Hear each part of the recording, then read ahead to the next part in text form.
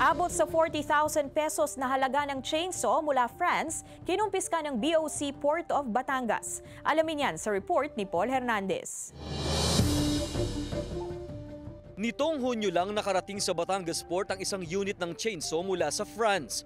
Pagmamayari raw ito ng isang Manilin Cloitre. Pero hindi na ito nakuha ng may-ari. Tuluyan itong kinumpiska ng Bureau of Customs ng Port of Batangas dahil sa kakulangan ng dokumento. Yes po, lahat po ng mga regulated items o importations po na kailangan ng permit prior to import at walang na-i-present, kukumpisahin po natin yan. Paglabag ito sa umiiral na batas na Republic Act 9175 o Chainsaw Act of 2002.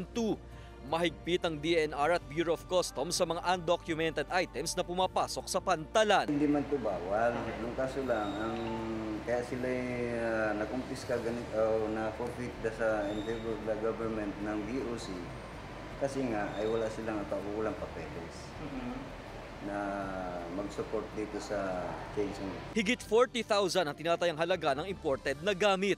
May timbang ito na humigit kumulang 15 kilos.